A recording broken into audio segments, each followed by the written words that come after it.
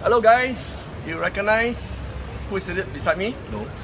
Okay, Winston Tay, the Blogfather. How cool is that? Very nice name.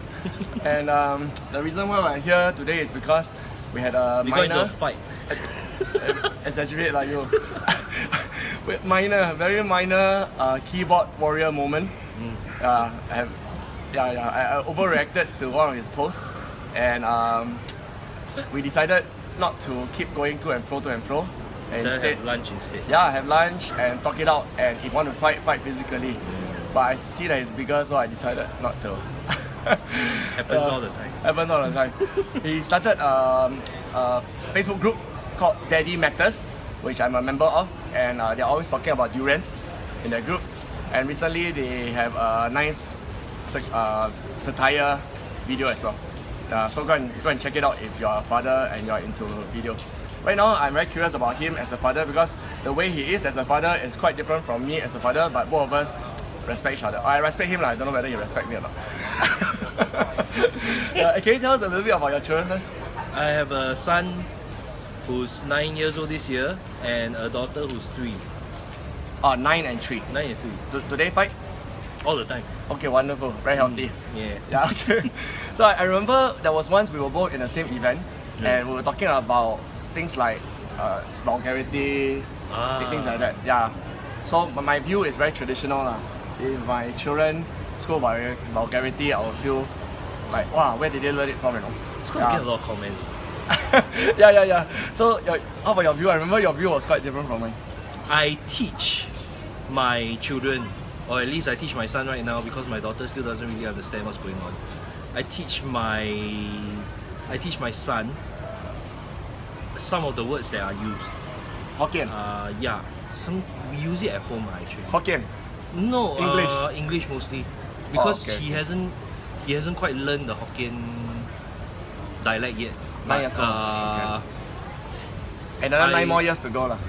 Go to army and Yeah lah, he will learn lah. No, it's not basically it's basically so that he knows when he's being scolded by someone else. So if he goes out there, he will know what's being said about him. He will be able to react accordingly. Okay. Yeah, so that's why we need him to understand that regardless of whether he feels that language should be clean or not, it's being used out there. So if he doesn't know all this, he will just go through life blur, don't even know what's being said about him. And that's not a good thing for us lah. I'd rather he be exposed to it. That's a great perspective. How about sex? Also haven't gone there yet, but when the time comes when he questions, I'm sure we will be very blunt with him about it. Yeah. Better at home than outside, right? Better at home than outside. Yeah, definitely. Because I can't depend on the schools to teach them this kind of thing lah. It's not in the curriculum. It's really something that he needs to know where it comes from lah. Yeah. Scientifically. What do you do with them at home? I'm wondering whether it's very different from. No, it's not very much different. My son struggles with his homework. I go home, try to guide him through his homework. We do the usual kind of discipline stuff. What's your view about homework and grades and all that? I don't think they're important. I think what's important is that he tries. Whether the grades are good or not is secondary to the issue. What's important is that at least he try and find out the answer. If it's wrong, it's okay. But it's the process that matters. Is he doing well? No. No. But not badly lah. But he's only in primary 3. Come on. Yeah. In primary 3, a lot of people go for tuition. You don't go for tuition? Okay. I don't go for tuition. We don't do tuition. We're trying to avoid tuition for as long as we can. But he hasn't been doing well in Chinese and all that. But to us, it's like I didn't do well for my Chinese either lah. So it's half of the cost lah. Okay. We will still survive at the end of the day, right? Yep. Okay. Final comment would be the reason why we meet lah. You wrote an article, right? About like stop teaching us. It started out from a friend of yours putting up a post talking about PSLE. how schools are trying to drill is that the right word? How schools are implementing a system where PSLE grading, or rather the way we study, is implemented from a very early age, P1, and then it's getting people very anxious. Yeah. And I decided to share my post, which was written a few months back, about Yes. why we shouldn't be teaching children, why we shouldn't be teaching our kids how to be successful children. Okay. Yes. Yeah, so it sort of touched the nerve on this guy here. Yeah. And he decided to, I don't know lah, he flipped out lah. But we've known each other for, I mean, we met before, and I know who he is and what he's like, and it wasn't very in his character, so I decided, why not we meet up and then you tell me your problems and counseling session. do some counseling. But all worked out very well in the end.